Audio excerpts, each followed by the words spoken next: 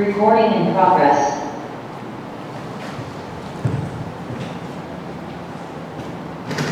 Hello everyone, very good afternoon, very good afternoon, very good afternoon. कैसे हैं सब लोग? सभी लोग अच्छे? बढ़िया, ओके, गुड गुड गुड। तो कल हम लोग बात कर रहे थे, लास्ट लेक्चर में जो हम लोग ने बात की थी, इंडस वैली सिविलाइजेशन के बारे में बात की थी। इंडस वैली सिविलाइजेशन से रिलेटेड अगर कोई क्वेरी अभी हो तो उससे रिलेटेड एक आध क्वेश्चन पूछ लीजिए, जब तक और लोग ऐड हो रहे हैं ग्रुप के अंदर। किसी को कोई डाउट हो?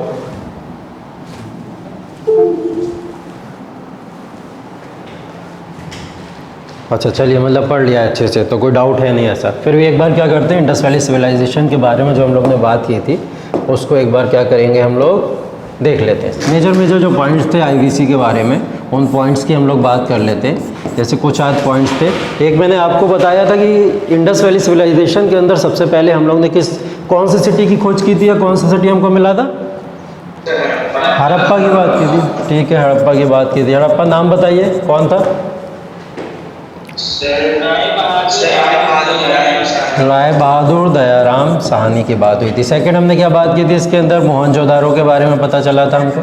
ठीक है, मोहनजोदारो के बारे में। इसका नाम कौन थे? किसने इसके बारे में? हाँ, राखल दास बनर्जी की हम लोग ने बात की थी यहाँ पे। ठीक है, वेरी गुड। अब एक चीज़ हम लोग ने यहाँ पे और बात की थी, कौन सी लिपि या कौन सी लैंग्वेज थी जो कि इस टाइम पे नोन थी। तो देखिए, लिपि या लैंग्वेज के बारे में पढ़ा नहीं जा सका था, इसकी बात तो हम लोग ने क्लियर कर ली थी।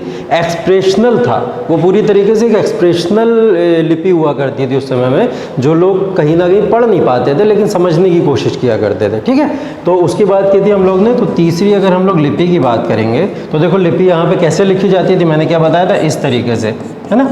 यहाँ से स्टार्ट करते थे और किधर आते थे?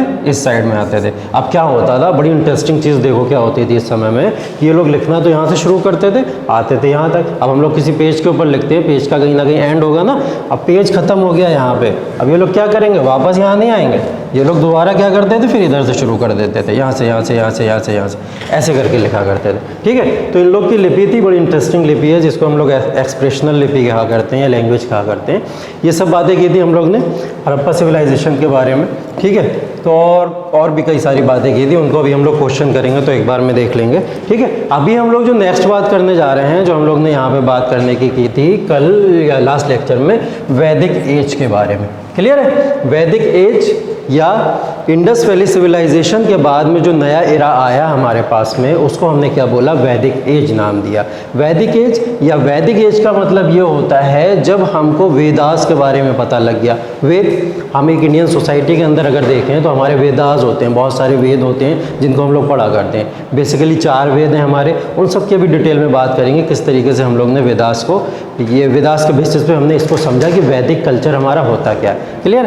तो देखो, वेदास की जब बात हुई थी तो देखो ये टाइम आ रहा है 1500 से लेके 600 बीसी तक का, मतलब 1500 बीसी से 600 बीसी तक की बात चल रही है यहाँ पे। मैंने लास्ट क्या बताया था कि अगर आपकी इंडस वैली सिविलाइजेशन का एंड कब हो गया था? लास्ट टाइम क्या था इंडस वैली सिविलाइजेशन का? 1800 BC। यस, यहाँ पे क्या हुआ था? इंडस वैली सिविलाइजेशन क्या हुआ था? पूरी तरीके से कोलैप्स हो गई थी, एंड हो गया था इंडस वैली सिविलाइजेशन का।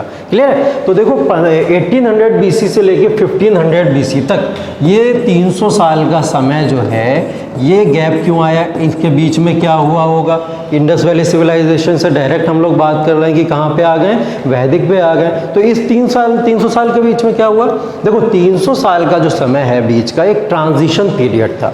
ट्रांजिशन पीरियड की समय चेंज हो रहा है, टाइम क्या हो रहा है? चेंज हो रहा है। इन 300 ईयर्स के अंदर टाइम चेंज होता गया और 300 ईयर्स के इरा को कंप्लीट होते होते एक नए कल्चर या एक नई एज की हमको बात चल गई पता, और वो क्या था? हमारी वैदिक एज थी। वैदिक एज का जो आपको टाइम इरा याद रखना है वो 1500 से लेकर 600 BC याद रखना है। और एक चीज़ और याद रखनी है इसके अंदर, वो चीज़ ये याद रखनी कि वैदिक एज को हम क्या करेंगे, थोड़ा सा दो पॉइंट्स के अंदर तोड़ के पढ़ेंगे। ठीक है, एक तो हमारा अर्ली वैदिक कहलाएगा और एक हमारा लेटर वैदिक कहलाएगा। ऐसा क्यों किया है हमने?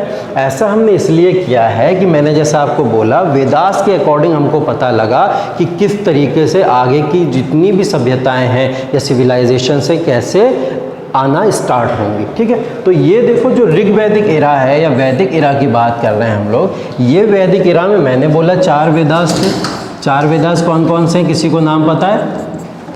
Very good very good. Rigveda, Yajurveda, Samaveda और अथर्ववेद, ये 4 वेद हैं हमारे जिनकी हम लोग स्टडी करते हैं। तो इन 4 वेदास में से 3 वेदास के बारे में तो इस एरा में हमको पता लग गया था। कब? ऋग्वैदिक एरा के अंदर। ठीक है, 1000 BC तक हमको ये चीज़ पता थी कि हमारे पास 3 वेद हैं। कौन कौन से हैं? हमारे ऋग्वेद हो गया, सामवेद हो गया और यजुर्वेद हो गया। ये 3 वेद हमारे पास पहले से। लेकिन लास्ट जो अथर्ववेद की बात हम लोग करेंगे वो अथर्ववेदा आपका आया कब? लेटर वैदिक एरा में। और ये मॉडर्न फॉर्म का एक आपका वेदा था जिसके अंदर बहुत सारे कहीं ना कहीं चेंजेस देखने को मिले, सोसाइटी में कई सारे चेंजेस आए, इसलिए हमने इन दोनों को आपस में क्या करा है? डिवाइड कर दिया। क्लियर है? अभी देखो ऋग्वैदिक या अर्ली वैदिक को एक बेसिस पे और भी डिवाइड किया जाता है। अर्ली वैदिक एरा में जो था हमको आयरन के बारे में नहीं पता था, है ना? आयरन तो इंडस वैली सिविलाइजेशन में भी नहीं पता था। अर्ली वैदिक की बात करें तब भी हमको आयरन नहीं पता था। क्वेश्चन पूछेगा आपसे ये वाला कि वैदिक एरा में क्या हमको आयरन के बारे में पता था? हाँ या ना में क्वेश्चन अगर पूछा जाए तो वैदिक एरा में पता था। अगर पूछ ले अर्ली वैदिक एरा में क्या हमको आयरन के बारे में पता था, तो नहीं, हमें अर्ली वैदिक एरा में आयरन के बारे में कुछ नहीं पता था। हमको कब पता लगा आयरन के बारे में? हमको पता लगा लेटर वैदिक एरा में। क्लियर है? तो लेटर वैदिक एरा के अंदर हमको ये पता लगा। तो वेदास के नाम पे इसको नाम क्या दे दिया गया? वैदिक एज। ठीक है, वेदास का मतलब क्या होता है? अगर हम वेदास की मीनिंग के ऊपर जाए कि वेदास का मतलब क्या होता है, वेदास का मतलब सिर्फ सिंपल लैंग्वेज में अगर आप बोलो तो उसका मतलब होता है टू कलेक्ट इन्फॉर्मेशन या नॉलेज। ठीक है, नॉलेज या इन्फॉर्मेशन मतलब होता है किसका?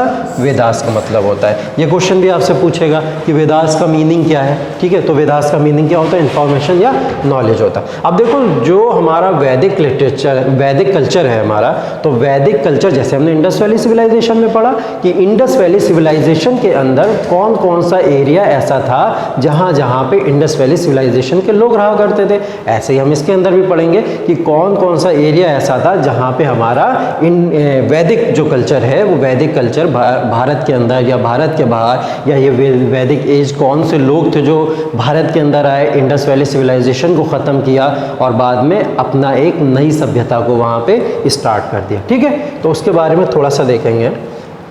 देखो यहाँ मैप से हम थोड़ा समझने की कोशिश करेंगे। देखो वैदिक एज जो है, वैदिक एज बेसिकली जानी जाती है आर्यंस की एंट्री को लेके कि भारत के अंदर आर्यंस जो आए थे उन्होंने क्या करा, आके द्रविड़ जाति के या द्रविड़ लोग वहाँ पे रहा करते थे कम्युनिटी के लोग, तो उन द्रविडियन को क्या करा था, आर्यंस ने आके ख़त्म करके और अपना एक कल्चर स्टार्ट कर दिया था, उसे वैदिक एज कहा गया। ठीक है, और उस वैदिक एज की अगर बात करें कि वो वैदिक पूरा कहाँ से कहाँ तक अगर आपका था, तो देखो बोला जाता है कि ये जो सरस्वती है, सरस्वती, ठीक, सरस्वती अगर आज के टाइम में अगर आप देखो तो जो एरिया अगर आज के टाइम में हरियाणा और पंजाब का आप लोग जानते हो, हरियाणा पंजाब मैप में अगर आप लोग पहुंच रहे हो तो हरियाणा पंजाब के एरिया में कौन सी रिवर है? सरस्वती की बात हुआ करती थी।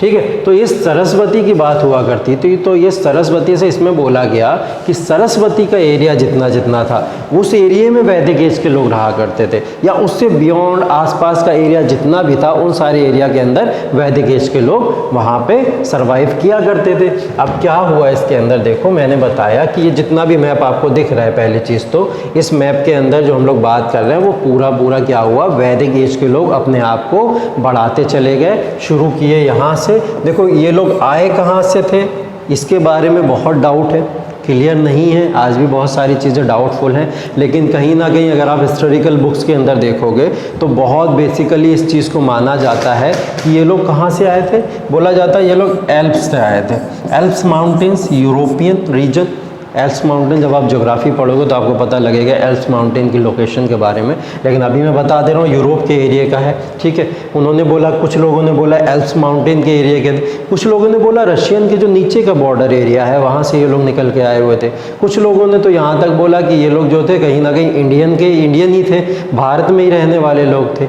कई लोगों ने बहुत सारी चीज़ें दी हैं, लेकिन हम लोग को ये एल्प्स याद रखना है, रशियन का रीजन याद रखना है, कुछ इन एरिया से ये लोग क्या थे, यहाँ पे आके इन्होंने रहना स्टार्ट कर दिया। क्लियर, तो ये इनकी लोकेशन है पूरी तरीके से, यहाँ से स्टार्ट करोगे आप तो ये लोग धीरे धीरे मगध या अंग रीजन तक पहुंच गए थे। ये हम लोग महाजनपद में पढ़ेंगे कि मगध और अंक रीजन कौन सा था। अब एक लोकेशन बस सिंपल सी देख लो कि ये इस एरिया के अंदर रहा करते थे। मैंने क्या बताया, इन्होंने द्रविड़ियंस को क्या करा था, वहाँ पे हटा के और अपना रूल वहाँ पे इस्टेब्लिश किया था। क्लियर है? चलिए अब देखिए, वैदिक एज या वैदिक कल्चर की जब भी बात होती है या किसी भी कल्चर की बात होगी, अगर कोई नया कल्चर कहीं पे आ रहा है या कोई भी हिस्टोरिकल एविडेंसेस की बात अगर हम लोग करेंगे कि कौन सी एविडेंसेस के दौर पे हमको पता लगा कि ये कल्चर या एज यहाँ पे आ चुकी है, तो देखो उसको पता करने के 3-4 तरीके होते हैं। पहला तरीका तो यही होता है जो हम लोग इंडस वैली सिविलाइजेशन में बात किए, मेटल्स ढूंढे हमने, नॉन मेटल्स ढूंढे बहुत सारे, वहाँ पे हमने ये चीज़ें ढूंढी कि कौन कौन सी आर्कियोलॉजिकल साइट्स थी वहाँ पे, उनके बारे में पता लगाया, तो ये चीज़ें हमें वहाँ से पता लगी। दूसरी चीज़, या तो हमें कोई रिटिन एविडेंसेस मिल जाएं, लिखे हुए प्रमाण मिल जाएं, अगर रिटिन एविडेंसेस हमको मिल जाएंगे तो हमारे लिए आसान हो जाएगा उस कल्चर के बारे में जानना। तो ऐसा ही वैदिक एज में हुआ। वैदिक एज में रिटिन एविडेंसेस मिल गए, जो वेदास की बात हम लोग करते हैं, आज के टाइम में भी बहुत पॉपुलर है, तो उनके बेसिस पे हम लोग यहाँ क्या पढ़ने जा रहे हैं, वैदिक लिटरेचर के बारे में पढ़ने जा रहे हैं। ठीक है, वैदिक लिटरेचर से हमको पता लग गया कि उन लोग की सोशियो इकोनॉमिक लाइफ किस तरीके की हुआ करती थी, वो लोग कैसे रहा करते थे, है ना। तो देखो मैंने क्या करा है, यहाँ पे वैदिक लिटरेचर को आपके मेन 3 सेगमेंट के अंदर डिवाइड करा है। ठीक है, उन 3 सेगमेंट को हम लोग 1 बाय 1 पढ़ेंगे, थोड़ा सा समझते चलेंगे और कैसे क्वेश्चन आपके बनेंगे इससे रिलेटेड यहाँ पे हम लोग देखते चलेंगे। ठीक है, तो पहला देखो मैंने यहाँ पे मेंशन किया हुआ है on the basis of Vedas segment. Vedas के बेसिस पे कैसे पता लगा कि वैदिक एज के लोग यहाँ पे आके अपना जो भी है जीवन व्याप कर रहे हैं, जो भी कर रहे हैं, किसी भी तरीके का जीवन को किस तरीके से व्यतीत कर रहे हैं वहाँ पे। ठीक है, अपनी लाइफ को कैसे वहाँ पे निकाल रहे हैं उसकी बात करेंगे हम लोग वेदास सेगमेंट के अंदर। वेदास सेगमेंट के अंदर 4 वेदास की बात की थी हम लोग ने। पहला वेद कौन सा था, ऋग्वेद। ठीक, ऋग्वेद के अंदर थोड़ा सा अंदर चलते हैं। ठीक है, थोड़ा सा इसके इनर पार्ट की बात कर लेते हैं। ऋग्वेद के अंदर क्या है, बोला गया है 10 मंडल हैं टोटल, मंडल्स, सूक्तास और क्या है आपकी 21 ब्रांचेस हैं उसके अंदर। ठीक, अब ये समझ लेते हैं कि ये मंडल, सूक्तास और ब्रांचेस हैं क्या चीज़ें। ठीक, मान लो आप हिस्ट्री पढ़ने जा रहा हो, हिस्ट्री के अंदर मैंने मान लिए 10 मॉड्यूल हैं आपके टोटल। कितने, 10 मॉड्यूल्स हैं आपके। उन 10 मॉड्यूल्स को मैंने क्या करा, 21 ब्रांचेस के अंदर डिवाइड कर दिया, 21 टॉपिक्स के अंदर डिवाइड कर दिया 10 मॉड्यूल को कि ये टॉपिक आपके हैं, आपको इन 21 ब्रांचेस के अंदर पढ़ने हैं। और उन 21 ब्रांचेस के अंदर हमने क्या देखा, 1028 सूक्तास। 1028 सूक्तास या 1028 हमारे पास में वो सेंटेंसेस हैं या वो नॉलेज है जो हमको वहाँ से गेन करनी है, वो सूक्तास, मंत्रास वगैरह ये सारी चीज़। हाँ जी,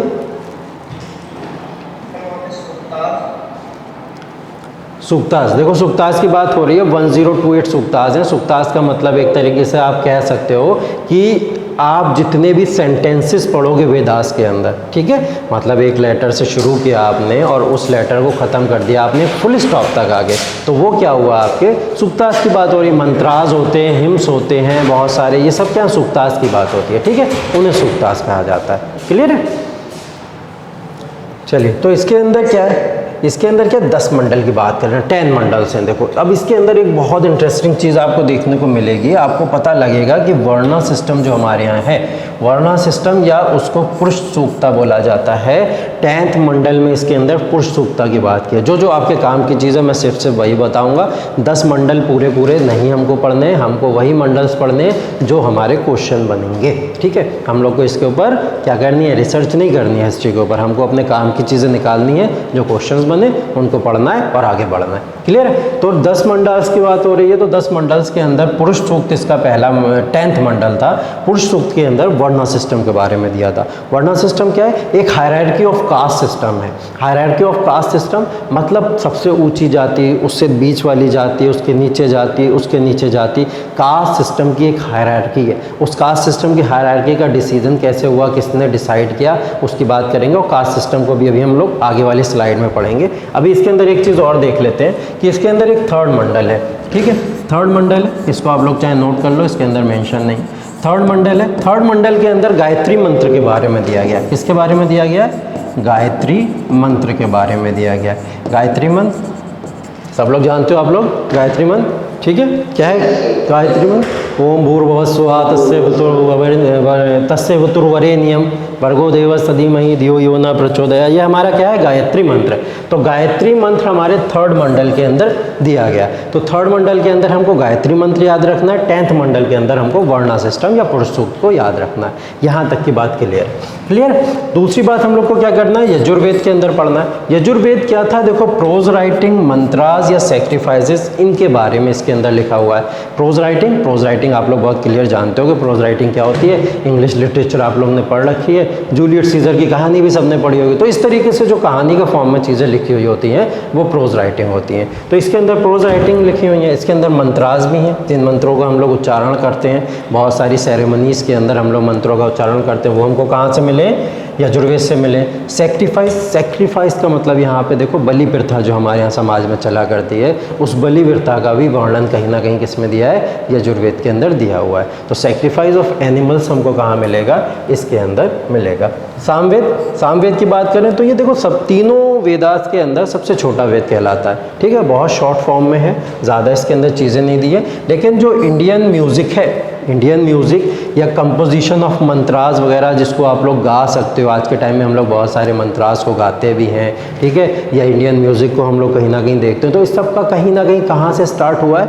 ये सब स्टार्ट हुआ है सामवेद के अंदर से स्टार्ट हुआ है। अथर्ववेद की बात अगर हम लोग करेंगे तो आयुर्वेदा, ठीक, आयुर्वेदा एक मेडिकल फॉर्म है आपकी, ठीक है, एक मेडिकल फॉर्म। इसलिए मैं आपको बोल रहा हूँ क्योंकि अभी रिसेंट में कोरोना के केसेस, जितने भी सारे कोरोना का टाइम चला है, कोरोना का काल चला है, उस कोरोना इरा में आपने देखा होगा कि आयुर्वेदा ने भी आपकी बहुत सी मदद की है कहीं ना कहीं कोरोना से चीज़ों को बचाने में। इम्यूनिटी को डेवलप करने की अगर बात चल रही थी तो आयुर्वेदा कहीं ना कहीं उसके अंदर आपका काम आ रहा था, ठीक है। तो आयुर्वेदा का मतलब क्या होता है? एक तरीके से साइंस है, आपके लाइफ, आपके जीवन को जीने की एक साइंस है, ठीक है, कि किस तरीके से आपको अपने जीवन को जीना, लाइफ को स्पेंड करना है। इसके अंदर देखो, अथर्ववेद के अंदर आयुर्वेदा के साथ साथ में क्या दिया था?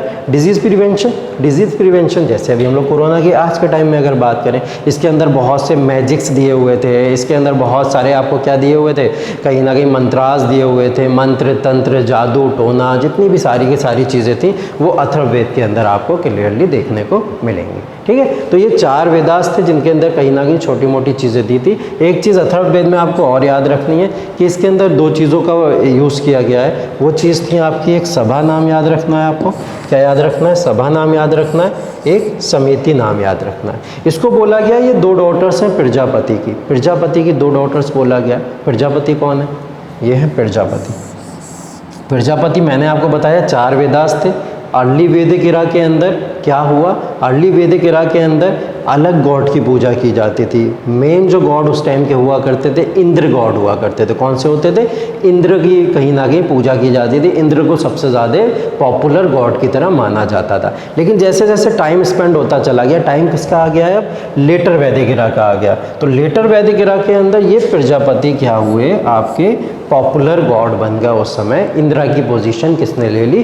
प्रजापति ने ले ली। तो इनको क्या बोला गया? अथर्ववेद के अंदर सभा और समिति को इनकी 2 डॉटर्स की तरह बोला गया है। सभा और समिति है क्या? सभा और समिति ये है कि अगर कोई किंग आपके ऊपर रूल कर रहा है, ठीक है, तो वो किंग अगर आपके ऊपर रूल कर रहा है तो ये दोनों चीज़ें उसको कंट्रोलिंग पावर होंगी उसके लिए, ठीक। एक डेमोक्रेसी के अंदर कंट्रोलिंग पावर उसके लिए क्या होती है? अगर कोई डेमोक्रेसी है, जैसे इंडिया एक डेमोक्रेसी है, यहाँ पे अगर प्राइम मिनिस्टर रूल कर रहे हैं तो प्राइम मिनिस्टर को कंट्रोल करने के लिए क्या बना हुआ है? लोकसभा, राज्यसभा जैसी कहीं ना कहीं इंस्टीट्यूशंस बने हुए हैं। तो आप पिछले ज़माने में या पहले क्या हुआ करता था? पहले क्या होता था? सभा और समिति नाम के इंस्टीट्यूशंस हुआ करते थे। ये कंट्रोल किया करते थे किंग की ऑटोक्रेसी को कंट्रोल करते थे कि वो डिक्टेटर ना बन जाए, है ना। इसलिए इसको कंट्रोल करने के लिए सभा और समिति हुआ करता था। तो सभा और समिति होता क्या था? सभा क्या होता था? सभा एक एलाइट वन, जितने भी एलाइट पीपल होते थे उस समय के, मोस्ट पॉपुलर लोग हुआ करते थे, रिच लोग हुआ करते थे, उनकी एक कहीं ना कहीं कम्युनिटी थी। और वो कम्युनिटी एक इंस्टीट्यूशन था जो सभा के रूप में काम किया करता था।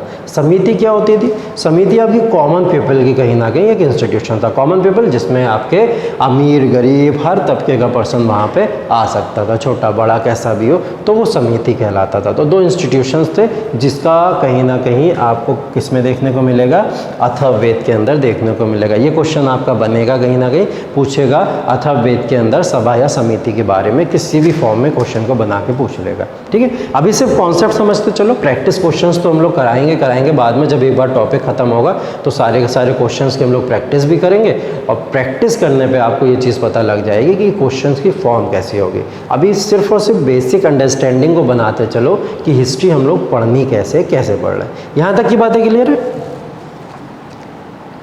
Yes sir.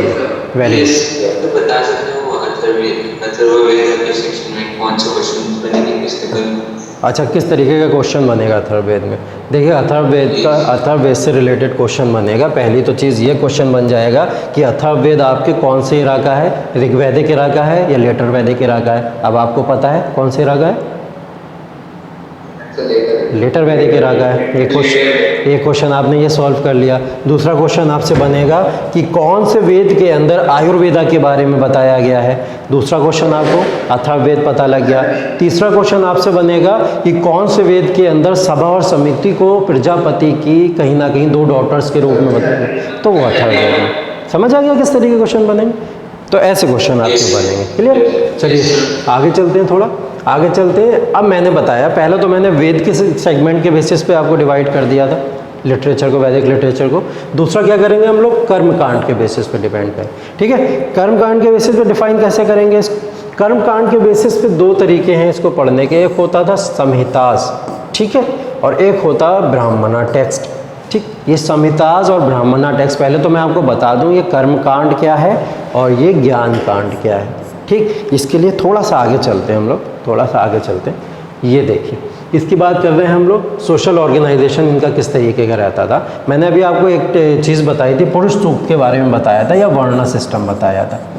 क्लियर? वर्णा सिस्टम की जब हम लोग ने बात की थी कि इंडियन सोसाइटी में वर्णा सिस्टम क्या होता है, ये सब देखो वैदिक एज से हमको हमारे यहाँ चला आ रहा है, और वैदिक एज से हमारे यहाँ ये वाला कल्चर चलता है। बोला जाता है कि ब्राह्मण जो होते हैं, ठीक है, क्या ब्राह्मण के अंदर काम क्या होता है, ब्राह्मण का प्राइस्ट होते हैं, पुजारी लोग होते हैं, वो ब्राह्मण कहलाते हैं। ब्राह्मण का क्या होता है, हायरार्की में सबसे ऊपर होते हैं। हायरार्की एक चेन होती है जिसमें आप ऊपर से लेकर नीचे तक की एक पोजीशन डिसाइड करते हो। क्लियर? तो हायरार्की में ब्राह्मण को सबसे ऊपर बोला जाता है। क्षत्रियस, क्षत्रियस जो होते थे वॉरियर्स या रूलर्स हुआ करते थे। जितने भी लोगों ने भारत के अंदर रूल किया है वो क्या है, क्षत्रिय क्लैन के हुआ करते थे, क्षत्रिय हुआ करते थे, रूल किया करते थे। ब्राह्मण लोग उनको रूल करने को दिया करते थे और खुद वहाँ पे उसको जितनी भी प्राइस की एक्टिविटीज़ होती थी वो खुद अपने हाथ में ले लिया करते थे। उसके बाद में वैश्यास होते थे।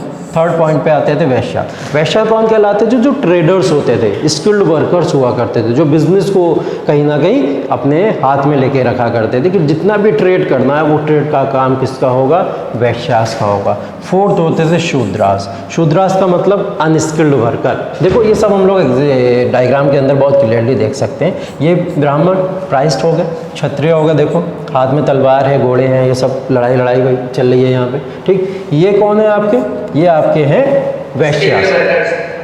हाँ, जो ट्रेडर्स वगैरह हैं, जो ट्रेड कर रहे हैं, यहाँ से वहाँ ले जा रहे हैं। फोर्थ देखो, ये अनस्किल्ड लेबर हैं, खेती मजदूरी किसानी करके ये अपना जीवन को व्यतीत किया करते थे, तो ये शूद्रास कहलाते थे। अब किसी ने क्या करा बाद में चल के, देखो वैदिक एज में तो आपको यही 4 याद रखने, इन 4 के बारे में ही बात हुई है। वर्णा सिस्टम का मतलब यही होता। किसी ने आगे चल के परिहा करके या हरिजन्स नाम करके या अनटचेबल्स नाम करके या क्या बोला, चिल्ड्रन ऑफ गॉड, ये 5वां तबका कहीं ना कहीं डिवाइड कर दिया है। ठीक है, हमको अभी 4 याद रखना है, इन 4 की बात करनी। तो ये देखो वर्णा सिस्टम जो है, ये सिस्टम देख के बड़ा अजीब लगता है हम लोग को कहीं ना कहीं कि ये हायरार्की किस बेसिस पे डिसाइड होती है कि आप ब्राह्मण रहोगे, आप क्षत्रिय रहोगे, हैं। इस तरीके से ये कौन सी चीज़ें होती हैं जो डिसाइड करती हैं कि ये एक ट्री बनी चली आ रही है कि ये लोग ब्राह्मण होंगे, ये क्षत्रिय होंगे, ये वैश्य होंगे, ये शूद्र होंगे। तो ये ट्री का क्या मतलब होता है, इसी ट्री की बात हम लोग कर रहे हैं यहाँ पे। अब देखो मैंने बोला ऑन द बेसिस ऑफ कर्मकांड। देखो कर्मों के बेसिस पे पहले डिसाइड हुआ करता था अर्ली वैदिक इरा के अंदर। अर्ली वैदिक इरा के अंदर कर्म के बेसिस पे डिसाइड होता था कि आपके जैसे कर्म होंगे, उसके बेसिस पे आप ब्राह्मण बनोगे, उसके बेसिस पे आप क्षत्रिय बनोगे, उसके बेसिस पे आप शूद्र बनोगे, या उसके बेसिस पे आप वैश्य बनोगे। कर्म आपके जैसे होंगे, आप जैसा काम कर रहे हो दुनिया में रहते हुए, उसके बेसिस पे डिसाइड होता था। ठीक है, तो इसका मतलब ये होता था, बड़ी इंटरेस्टिंग फैक्ट ये है कि किसी एक परिवार के अंदर, अगर आप किसी एक परिवार में आज के टाइम में जन्म लेते हो, अगर आप ब्राह्मण फैमिली में पैदा हुए हो, तो सब लोग ब्राह्मण होते हैं, है ना। लेकिन पहले क्या हुआ करता था, पहले एक ही ब्राह्मण फैमिली के अंदर क्षत्रिय भी हो सकता था, वहाँ पे वैश्य भी हो सकता था, शूद्र भी हो सकता था। क्यों हो सकता था? क्योंकि हमने क्या बताया यहाँ पे, ये कर्म के बेसिस पे डिसाइड होता था कि कौन किस वर्ग के लिए पैदा किया गया है। तो कर्म जो काम होता था, वो जो काम करता था, उसके बेसिस पे डिसाइड होता था। ज्ञान कांड क्या होगा? ज्ञान कांड के अंदर क्या बोला गया, वो उसका ज्ञान। ज्ञान का मतलब एक तरीके से बाद में जब इसको चेंज किया गया, तो बाद में जब चेंज हुआ, मैंने बोला अब लेटर वैदिक इरा की बात कर लेते हैं। लेटर वैदिक इरा के अंदर क्या हुआ, अब होने लगा कि जो पर्सन जिस फैमिली के अंदर पैदा हुआ, जैसे अगर उसके फादर ब्राह्मण थे, अपने ज्ञान के बेसिस पे, अपनी नॉलेज के बेसिस पे, तो उनका बेटा कौन बनेगा, वो ब्राह्मण ही बनेगा, मतलब राजा का बेटा राजा ही बनेगा। ये पहले डिसाइड हुआ करता था, लेकिन राजा का बेटा राजा जो है, अब किसी को मतलब राजा हो चाहे ना हो, वो उसका बेटा कुछ भी बन सकता है, वो राजा भी बन सकता है और वो आपका किसी और कम्युनिटी के अंदर भी जा सकता है। क्लियर है? तो ये चीज़ें इस हिसाब से डिसाइड हुआ करती थी। तो देखो समितास क्या होते थे, समितास का मतलब होता था जो आप लोग हिम्स पढ़ते हो, प्रेयर्स करते हो आज के टाइम में, ठीक है, या जो भी आप लोग रिचुअल्स वगैरह, जो भी हमारे घर में रिचुअल्स वगैरह होते हैं, वो सारे के सारे किसके अंदर आते हैं, ये समितास के अंदर आते हैं। ठीक है, हिम्स का मतलब क्या होता है, भजन होते हैं। भजन जैसे गांधी जी भजन गाया करते थे, रघुपति राघव राजा राम पतित पावन सीताराम। ठीक है, तो ये एक भजन हुआ करते थे, हिम्स हुआ करते थे, जो आज के टाइम में भी बहुत पॉपुलर हैं। तो ये हिम्स कहाँ से मिले हमको, ये हमको मिले हैं समितास के अंदर से। ब्राह्मण टेक्स्ट क्या होते थे, ब्राह्मण टेक्स्ट के अंदर जो हिम्स हुआ करते थे, वो बहुत ही ऑर्थोडॉक्स मैनर के अंदर लिखे हुए थे। ऑर्थोडॉक्स मैनर आप लोग समझ रहे हो? ऑर्थोडॉक्स का मतलब जो चीज़ वहाँ पे लिखी हुई है, उस चीज़ को सेम उसी तरीके से अप्लाई करना और वैसे ही मानना है, उसके अंदर किसी भी तरीके का कोई चेंज हम लोग बर्दाश्त नहीं करेंगे। मतलब वहाँ पे साइंस या लॉजिक्स आपके नील हो जाते हैं, सिर्फ और सिर्फ आपका धर्म पर हो जाता है, उसको बोलते हैं ऑर्थोडॉक्स मैनर में उन चीज़ों को मानना। ठीक है, या वहाँ पे भी प्रोज या रिचुअलिस्टिक नेचर हमको देखने को मिला है। अगर हम लोग ज्ञान कांड की बात करें, तो ज्ञान कांड के अंदर अरण्याकस क्या बोला जाता है, अरण्याकस। अरण्याकस जैसे समितास है, वैसे इसके अंदर बोला जाता है अरण्याकस। तो अरण्याकस जितने भी हुए हैं, अरण्याकस के अंदर देखो क्या चीज़ें बताई गई हैं। अरण्याकस के अंदर एक चीज़ पॉपुलर थी, वो ये था फॉरेस्ट लाइफ। लोग ज़्यादातर जंगलों में रहा करते थे, फॉरेस्ट एरिया में रहा करते थे। तो वहाँ पे जो फॉरेस्ट में लोग रहा करते थे, तो फॉरेस्ट में रहने वाले वहाँ पे क्या होते थे, कुछ स्टूडेंट्स के बारे में, हार्मिट्स के बारे में। हार्मिट्स क्या होते हैं, हार्मिट जो एकांतवास में एकदम सेक्लूजन, पीस, शांति के अंदर रहना चाहते हैं, वो हार्मिट्स लोग होते हैं स्टूडेंट्स के लिए। तो एक फॉरेस्ट लाइफ को एक्सप्लेन किया गया कि फॉरेस्ट में रहने के क्या क्या वेज हो सकते हैं और क्यों बेस्ट है फॉरेस्ट में रहना पीसफुलनेस के लिए। तो ये अरण्याकस के अंदर बोला गया। फिर आए आपके उपनिषद। उपनिषद का मतलब क्या हुआ कि कोई गुरु है और एक शिष्य है, मतलब एक गुरु है, एक उसका स्टूडेंट है, टीचर और स्टूडेंट है। वो गुरु क्या है, अपने स्टूडेंट को सारी की सारी स्किल्स दे रहा है जो गुरु के पास में होती थी। मतलब वो अपने गुरु से लर्न कर रहा है बहुत सारी चीज़ें। उसको किस में दर्शाया गया है, पूरा पूरा दिखाया गया, उपनिषद के अंदर दिखाया गया। क्लियर है? ये देखो, उसके बाद में क्या हुआ, हमने जो वेदास को समझा या वैदिक एज को पढ़ा है, वैदिक एज को हम लोग थोड़ा सा किसके बेसिस पे पढ़ेंगे। अब थोड़ा सा देखो सोशल ऑर्गेनाइजेशन उनका कैसा होता था। जैसे हम लोग IVC में पढ़े थे कि किस तरीके के लोग वहाँ पे रहा करते थे, वैसे यहाँ पे एक सोशल ऑर्गेनाइजेशन देखते हैं। ये तो मैंने आपको बता दिया सोसाइटी कैसे थी वहाँ की, वर्ण सिस्टम के अकॉर्डिंग चला करती थी। उसमें ब्राह्मण, क्षत्रिय, वैश्य और शूद्र ये लोग रहा करते थे। मीटिंग्स की बात अगर हम लोग करें, जैसे मैंने बताया, क्या बताया मैंने, मीटिंग्स, सभा और समिति की बात की थी अभी हम लोग ने। सभा और समिति दो इंस्टीट्यूशंस थे, तो दो इंस्टीट्यूशन के बेसिस पे डिसाइड हुआ करता था कहीं ना कहीं कि आने वाले डिसीजंस किस तरीके के होंगे। एक चीज़ और थी, एक चीज़ थी विदत। ठीक, विदत एक चीज़ थी, ये नाम देखो याद रखते जाना, एंशियंट हिस्ट्री है, प्राचीन भारत के अंदर या एंशियंट हिस्ट्री के अंदर कुछ नाम ऐसे होते हैं जो नाम थोड़े टफ लग सकते हैं, लेकिन आपको वो नाम याद करने पड़ेंगे। लेकिन एक बार उसका कॉन्सेप्ट समझ लो तो नाम खुद याद हो जाते हैं। असल में इतने ज़्यादा अनपॉपुलर नेम्स होते हैं और कुछ नया अगर हम लोग सुनते हैं तो वो जल्दी याद हो जाता है हम लोग को। इस टाइम की मेमोरीज़ हमारी ऐसी होती है। तो विदत अगर आप लोग ने एक बार सुन लिया तो आप लोग को भी याद रहेगा कि विदत होता क्या, ठीक है। उसमें देखो क्या होता था सभा के अंदर, मैंने बोला क्या बताया था सभा के अंदर,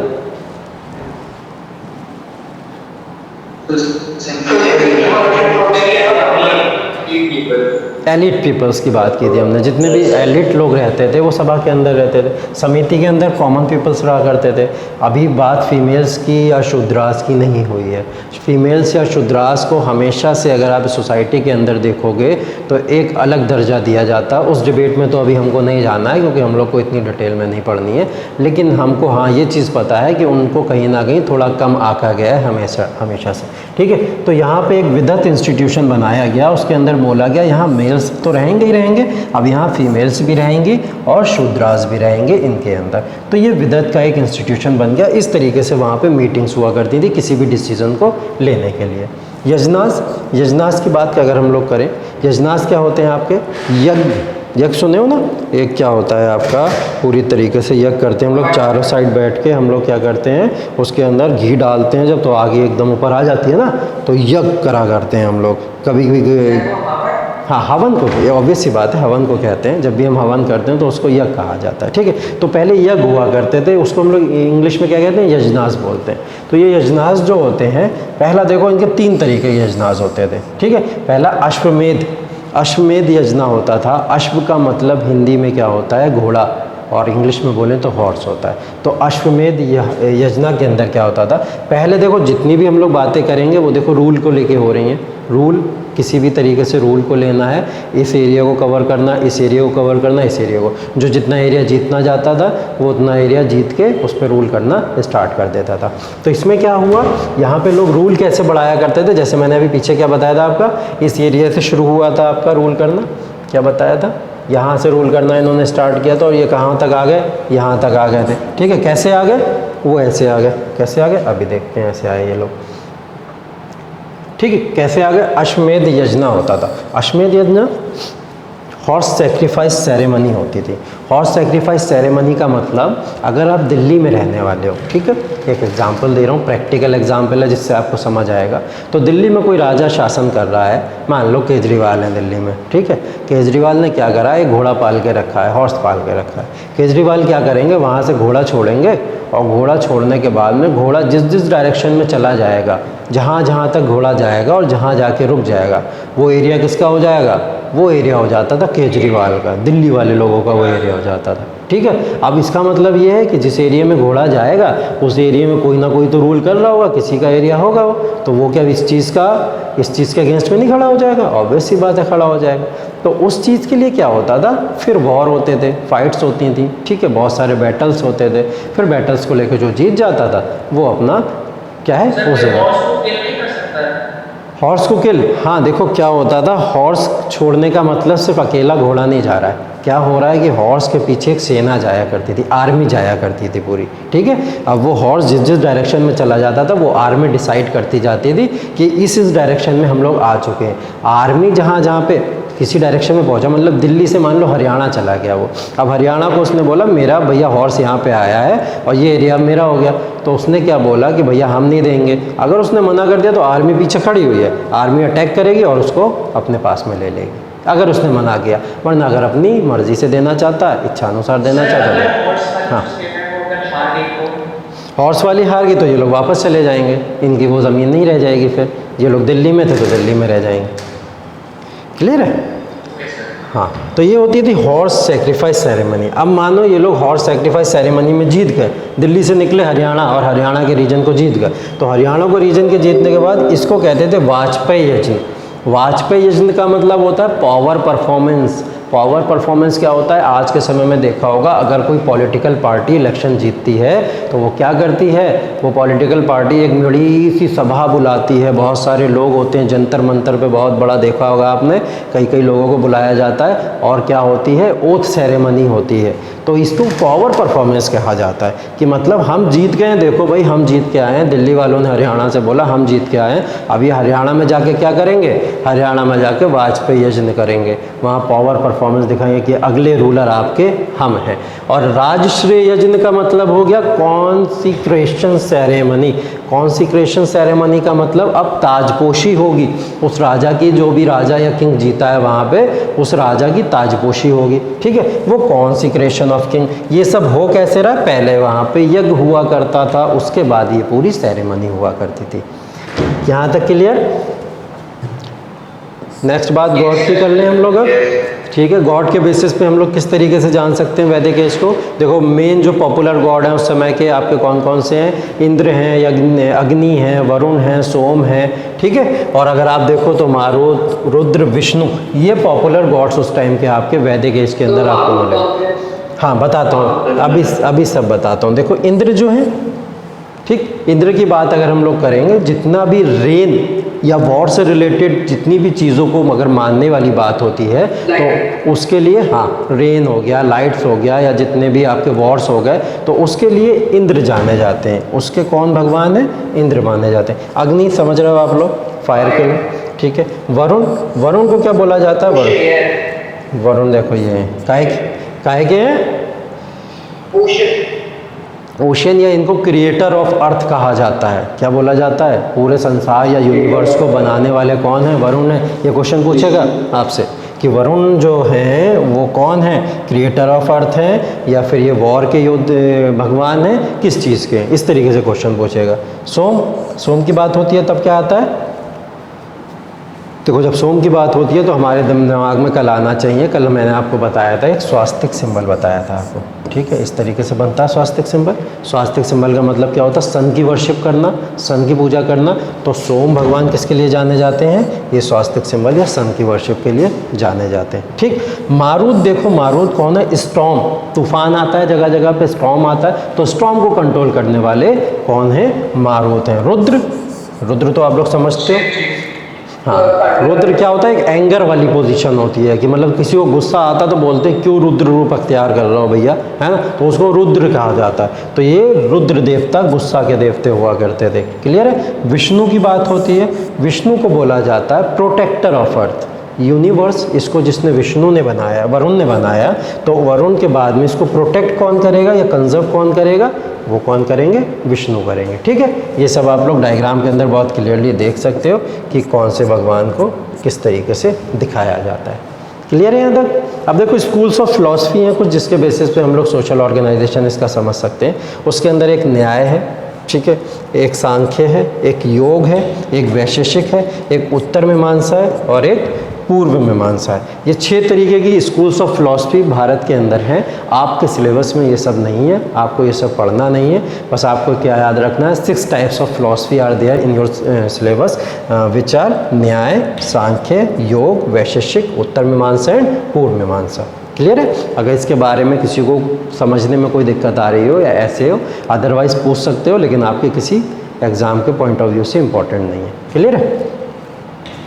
चलिए इसके बाद अभी हम लोग बात करते हैं बुद्धिज़्म और जैनिज़्म की। थोड़ा आ जाते हैं अब रिलीजन पे, ठीक है। रिलीजन की थोड़ी सी बात कर लेते हैं। जैसे रिलीजन की अभी हम लोग ने थोड़ी सी पीछे बात करी है, वो वैदिक रिलीजन की बात की है। अब हम लोग किसकी तरफ बढ़ रहे हैं, बुद्धिज़्म या जैनिज़्म की तरफ बढ़ रहे हैं। मैंने एक चीज़ आपको बताई थी कि फीमेल्स, शूद्रास या लोअर कास्ट के पीपल जो होते थे, उनको कहीं ना कहीं वेदों के अंदर वो रिस्पेक्ट नहीं मिल पाई शायद, जिसकी वजह से इनको क्या करने पड़े, एक नए रिलीजन को डेवलप करना पड़ा, ठीक है। ऐसा मानना था इन लोगों का, इसलिए इन्होंने क्या बोला कि एक इक्वलिटी हर एक पर्सन के बीच में होनी चाहिए, कोई भी किसी से ऊपर नहीं होना चाहिए, जैसे वर्णा सिस्टम के अंदर होता था।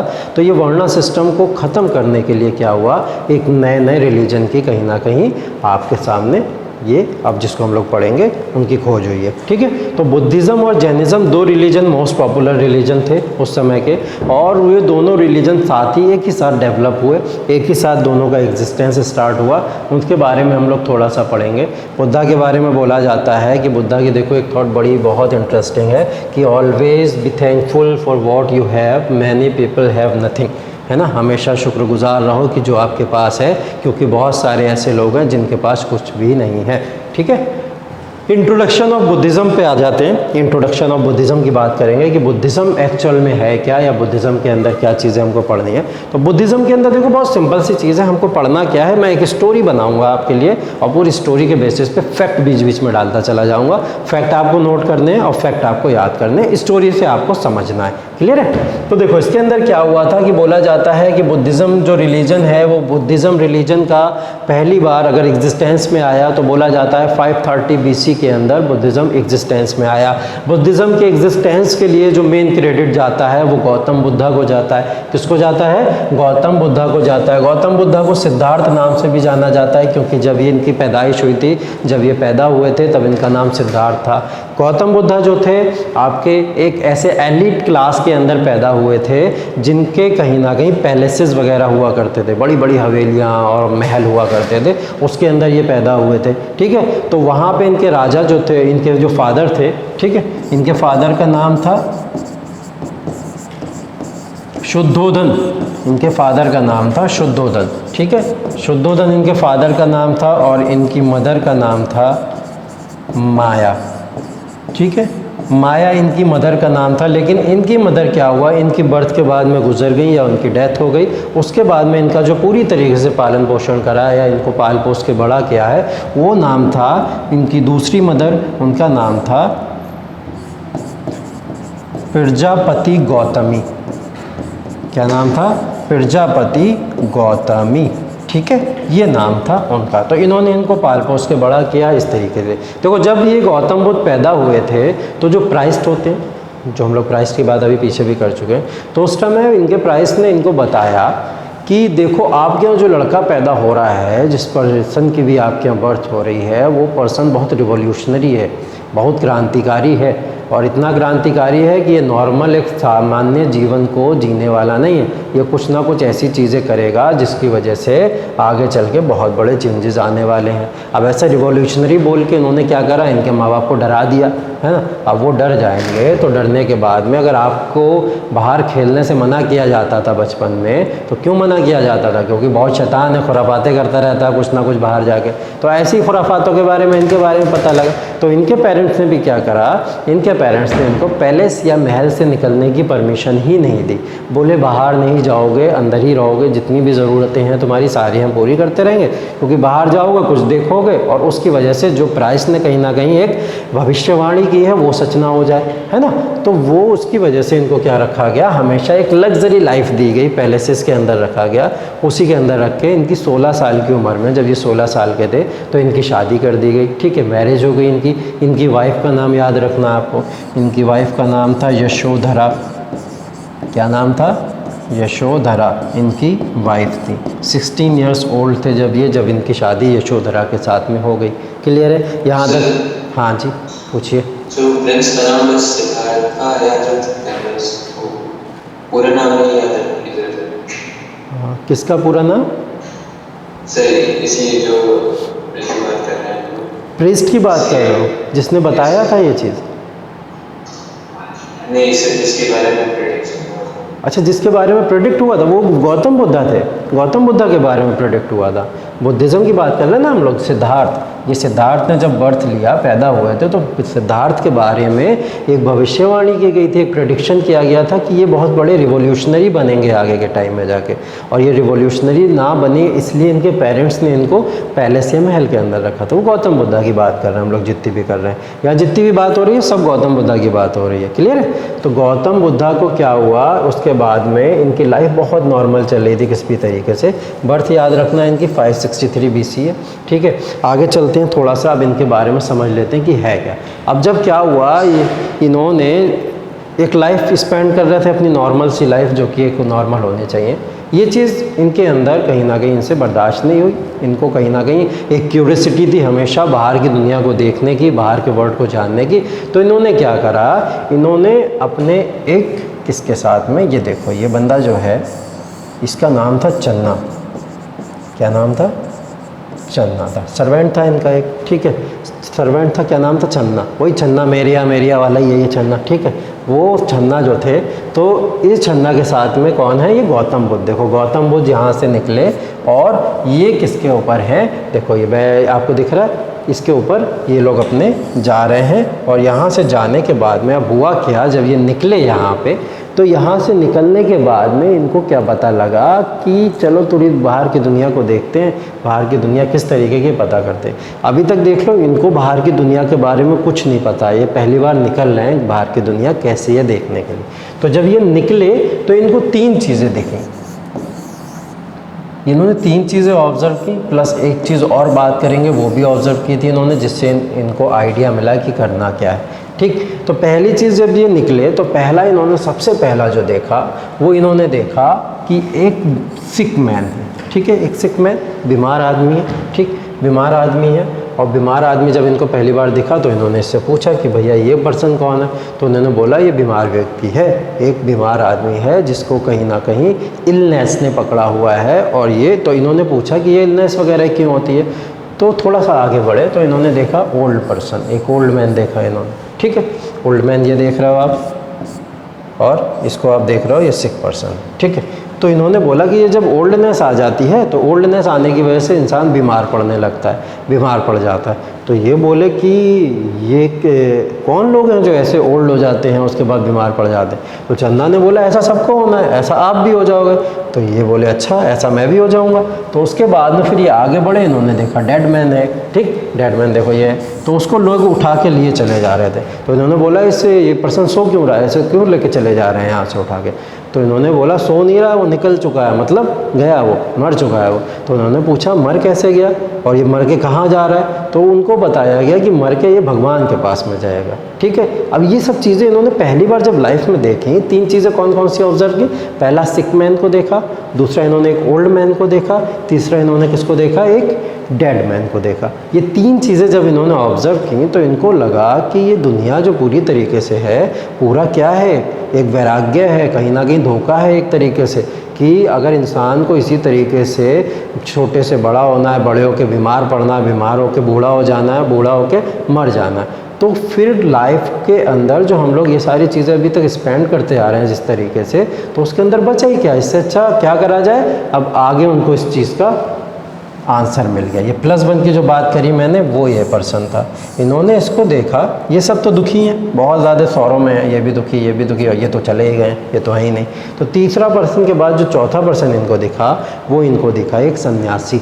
एक सन्यासी दिखा, वो सन्यासी किसी ट्री के नीचे बैठा हुआ और खुश है, आंखें बंद करके मुस्कुरा रहा है, और वो कहीं ना कहीं अपना सन्यास को जो है भगवान के साथ में अपना सीधा का सीधा टावर मैच कर रहा है बैठ के, हैं। तो इन्होंने पूछा इससे कि ये पर्सन कौन है, ये तो बड़ा खुश लग रहा है जो बैठा हुआ है। तो चन्ना ने उनको क्या बताया? चन्ना ने उनको बताया कि ये पर्सन जो है सन्यासी है, और सन्यासी का मतलब, तो बोले ये बैठ के किसको याद कर रहा था? तो उन्होंने बोला भगवान को याद कर रहा। तो पूछे अच्छा वही भगवान जिसके पास में वो पर्सन गया था अभी, जिसकी डेथ हुई थी?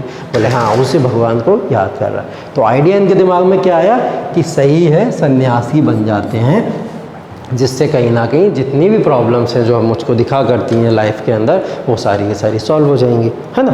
तो इसके लेके क्या हुआ, इन्होंने आगे चल के क्या करा, वो सन्यास जीवन को ग्रहण करने की पूरी की पूरी ठान ली कि अब मेरे को सन्यास लेना और मुझे यहाँ से निकलना है।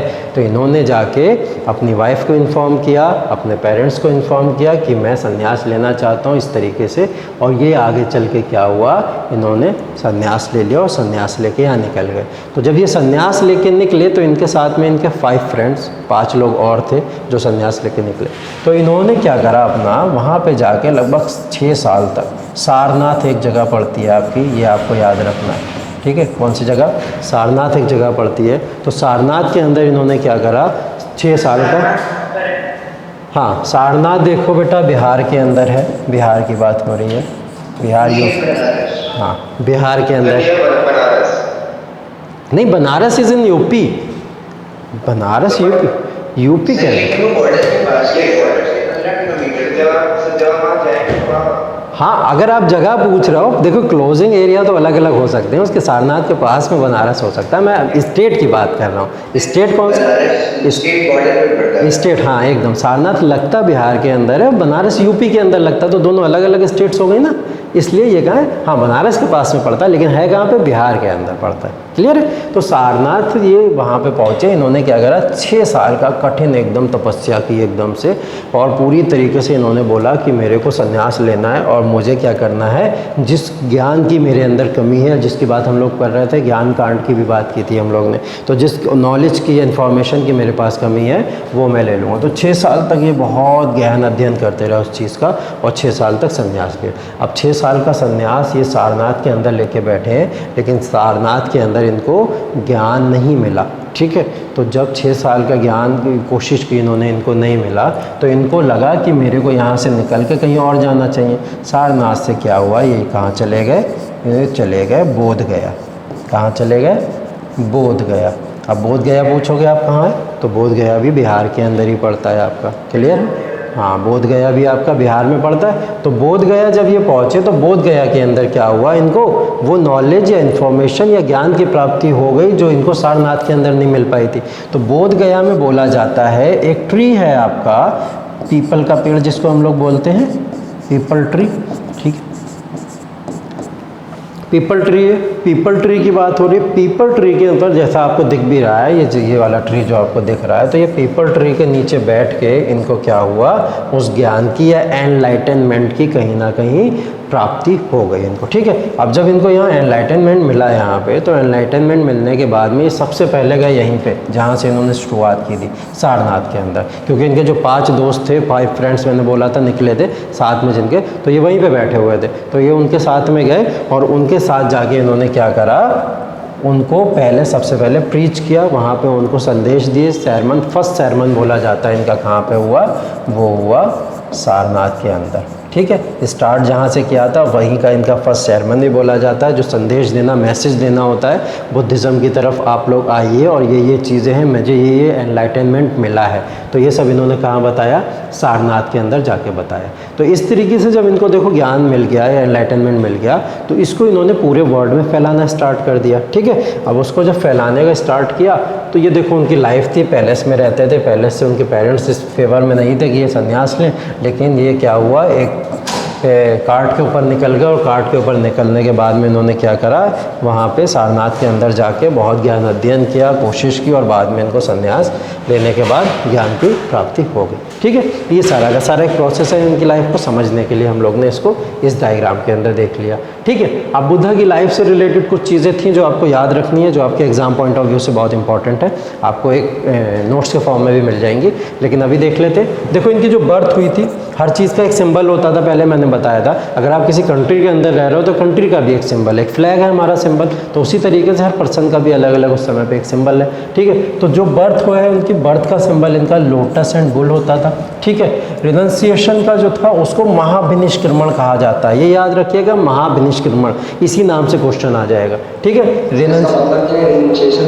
रिनंसिएशन का मतलब होता है जब घर से निकले ये संन्यास लेने के लिए, जब इन्होंने अपना घर छोड़ा, ठीक है, तो उसको बोला गया, क्या बोला गया, रिनंसिएशन बोला गया। गृह त्याग हिंदी में बोला जाता है कि अपने घर को छोड़ के निकल जाना, उसको रिनंसिएशन बोलते हैं। उसका सिंबल क्या था, किस पे जाएंगे भैया, ये घोड़े पे बैठ के जाएंगे, हॉर्स हुआ, तो हॉर्स इसका सिंबल हो गया।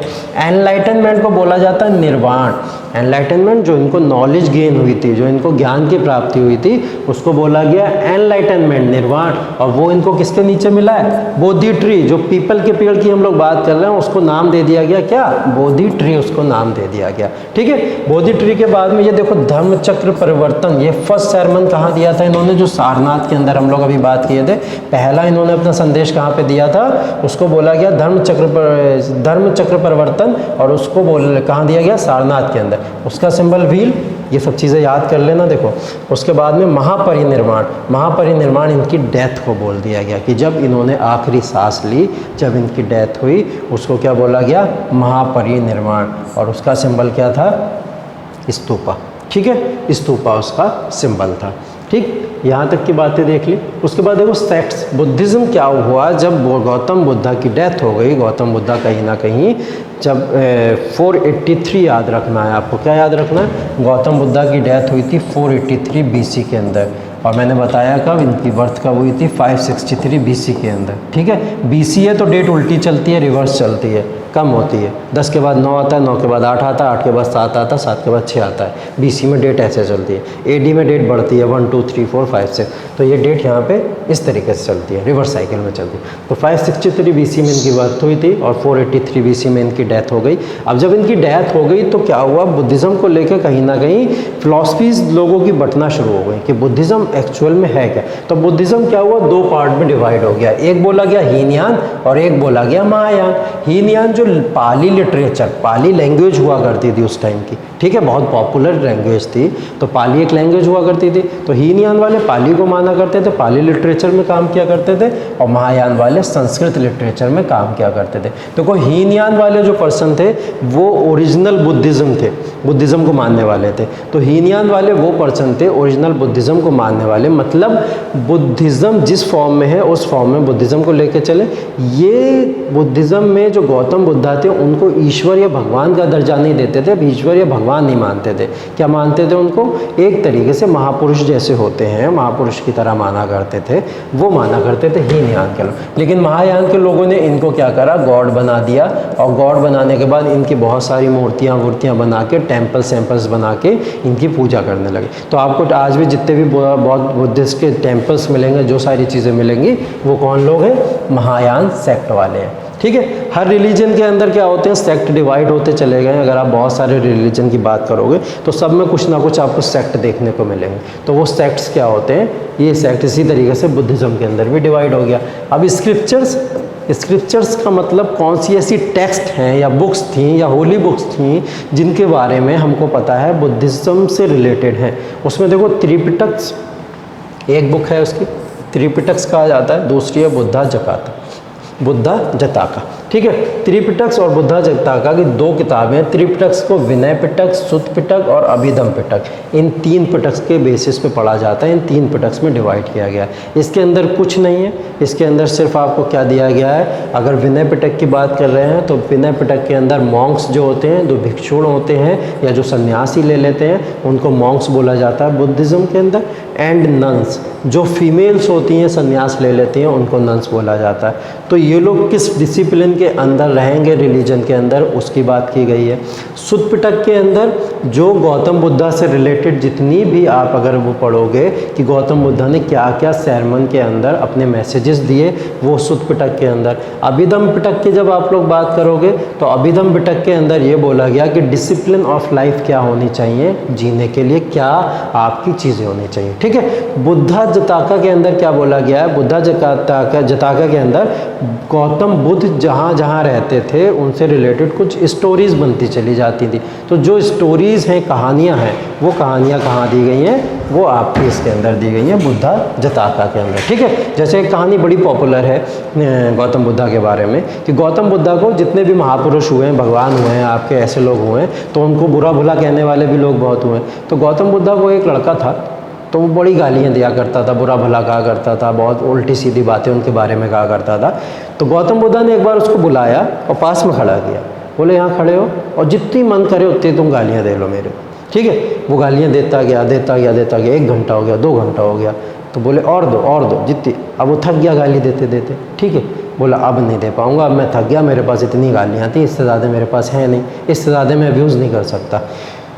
तो उन्होंने बोला अच्छा हमको एक बात बताओ। गौतम बुद्धा ने उससे पूछा कि अगर आप हो और मैं हूँ और कोई सामान है, ठीक है, अगर आप मुझे कोई अपना सामान देना चाहो और मैं वो सामान लेने से मना कर दूँ तो वो सामान किसका हुआ?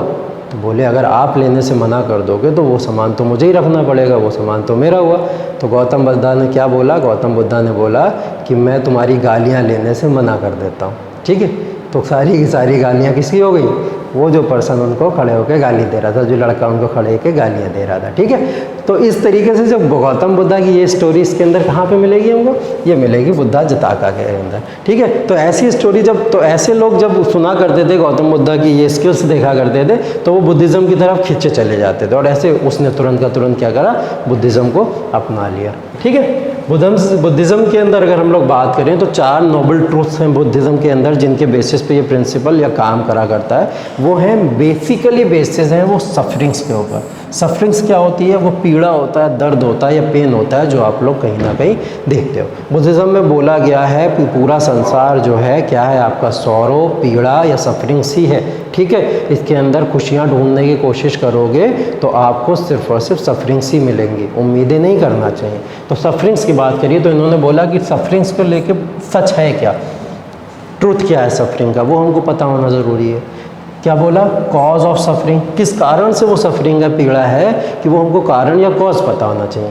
तीसरा, अगर कॉज पता है तो फिर हम उसका सोल्यूशन भी ढूंढ लेंगे कि उस पीड़ा को या उस सफरिंग को हम दूर कैसे कर सकें, उसका सोल्यूशन भी हमको मिलेगा। जब सोल्यूशन मिलेगा हम उसको इम्प्लीमेंट कर दें एक राइट एक्शन लेके, वो इम्प्लीमेंटेशन हो जाएगा। तो ये 4 नोबल ट्रूथ्स दिए, तो इनको करना क्या इतना आसान था, जैसे हमने बोल दिया चारों बातें एक साथ बोल दी, तो चारों बातें करना इतनी आसान तो नहीं है। इनको आसान करने के लिए फिर उन्होंने क्या बोला, इन्होंने बोला कि ये 8 फोल्ड पाथ हैं बुद्धिज़्म के अंदर, जिनको अगर आप फॉलो करोगे तो आप वो 4 नोबल ट्रूथ्स को बहुत आसानी से गेन कर लोगे। ठीक है, ये सिंबल है। ठीक है, तो नोबल ट्रूथ्स के बाद में जो 8 फोल्ड पाथ हैं, वो 8 फोल्ड पाथ क्या क्या है। पहला, आपका राइट व्यू होना चाहिए। ठीक है, देखने का तरीका एक होना चाहिए, राइट माइंडफुलनेस होना चाहिए, आपकी थॉट्स के ऊपर आपका कंट्रोल होना चाहिए। किसी भी चीज़ को अगर आप सोच रहे हो तो उसको एक सोचने की एक सीमा होनी चाहिए, एक पाथ ऐसा होना चाहिए जिसको लेके आप एक सही डायरेक्शन में सोच सको। ठीक है, राइट इंटेंशन होना चाहिए, दिमाग में खुराफाते नहीं होना चाहिए, इंटेंशन आपकी हमेशा राइट होनी चाहिए, मीन्स और एंड्स आपके हमेशा सही होने चाहिए। ठीक है, राइट क्या होना चाहिए, कंसंट्रेशन। जो आप अगर एग्ज़ाम अपना देने जा रहा हो, जब तक एग्ज़ाम में पास नहीं होगे, जब तक आपके पास कंसंट्रेशन नहीं है, तो कंसंट्रेशन भी आपकी सही होनी चाहिए। स्पीच, ठीक है, अगर आप किसी से कोई वर्ड बोल रहे हो, मैं आपसे कुछ बोल रहा हूँ, तो उसके अंदर क्या है, वो स्पीच आपकी सही होनी चाहिए, बोलने का तरीका सही होना चाहिए, जिससे कोई हर्ट ना हो। राइट एक्शन, अगर आप कोई एक्शन ले रहे हो तो उससे भी कोई पर्सन हर्ट ना हो और वो गुड होना चाहिए। क्लियर है, ये होना चाहिए। राइट एफर्ट्स भी आपके ठीक होने चाहिए, कि अगर कोई भी आप एक्शन लेने जा रहे हो, किसी एक्शन को अगर आप इम्प्लीमेंट करने जा रहे हो, तो उस इम्प्लीमेंटेशन के दौरान आपके दिमाग में किसी भी तरीके की, जैसे अभी खुराफात की बात की थी, उल्टी सीधी बात नहीं होनी चाहिए, तो वो एक सही डायरेक्शन में होना चाहिए। वो राइट एफर्ट आपका होता है। राइट लिवलीहुड, जो आपको लाइफ मिली है उसके लिए हमेशा थैंकफुल रहिए, रिस्पेक्ट करिए उस लाइफ की, कि हाँ हमको ये लाइफ मिली है। ठीक है, तो ये 8 फोल्ड थे कहीं ना कहीं बुद्धिज़्म के। 3 ज्वेल्स भी हैं इसके अंदर। ठीक है, इसी तरीके से 3 ज्वेल्स की बात करेंगे तो बुद्धा, धम्म और संघ। धर्मा का मतलब धम्मा भी बोला जाता है इसको। ठीक है, तो इसके अंदर क्या बोला गया, बुद्ध, धम्म और संघ, ये इसके 3 ज्वेल्स हैं। किसके अंदर, बुद्धिज़्म के अंदर। अब वो 3 ज्वेल्स को क्या बोला गया, कि अगर इतनी बातें जो हमने बुद्धिज़्म के बारे में कर ली, और अगर आप बुद्धिज़्म की तरफ आना चाहते हो और बुद्धिज़्म को अगर आप अपनाना चाहते हो, एक सही डायरेक्शन में लाइफ में चलना चाहते हो, तो क्या करना पड़ेगा आपको, ये 3 चीज़ें अपनी लाइफ में इम्प्लीमेंट करनी पड़ेंगी। पहला, या तो आपके पास बुद्धा खुद होने चाहिए बुद्धिज़्म को सिखाने के लिए। अब आज के समय में तो बुद्धिज़्म को सिखाने के लिए बुद्धा आपको मिलेंगे नहीं, तो उसके लिए क्या बोला गया, संघ। संघ का मतलब बहुत सारे मॉन्क्स हैं, ठीक है, या प्राइस्ट हैं, कि बहुत सारे ऐसे गुरु हैं जो बुद्धिज़्म के अंदर होंगे, उनके पास जाइए आप, उनकी कम्युनिटी के अंदर रहिए, तो आप लोग सीख सकते हैं। तीसरा, धम्म या धर्मा बोला जाता है। अगर आपको ये भी ना मिले, यहाँ जाना भी पॉसिबल नहीं है, तो रिलीजियस टेक्स्ट, जिसकी हम लोग त्रिपिटक वगैरह की बात किए थे, वो रिलीजियस टेक्स्ट होंगे आपके पास, उन रिलीजियस टेक्स्ट को पढ़ना शुरू करिए, तो आप बुद्धिज़्म के बारे में आसानी से जान सकते हो। ठीक है, चलिए अभी जो है हम लोग क्या करेंगे, यहाँ तक जितना भी बुद्धिज़्म से रिलेटेड हमारा सारा का सारा हो गया है। उसके बाद काउंसिल्स हैं कुछ, ये काउंसिल्स देखिए आप लोग, मैं PDF आपको सेंड कर दूंगा। PDF के अंदर ये काउंसिल्स आपको पहली, दूसरी, तीसरी, चौथी कहाँ कहाँ पे हुई है ये याद करनी है। फिर हम लोग सीधा जैनिज़्म के अंदर आ जाएंगे। ठीक है, यहाँ तक किसी को कोई डाउट हो क्लियर कर लो अभी, या कोई भी किसी भी तरीके का डाउट होता है तो ग्रुप के ऊपर भी आप लोग का एक ग्रुप बना हुआ है, चाहो तो वहाँ पर भी क्वेश्चन डाल सकते हो। अगर यहाँ पर इतना समय नहीं रहता है तो वहाँ पर भी आप उसको क्लियर कर सकते हो। ठीक है, Yes. चलिए यहाँ पे क्या करते हैं, बाइंड अप करते हैं क्लास, और नेक्स्ट क्लास में अब मीटिंग होगी हम लोग। चलिए, thank you so much. Thank you.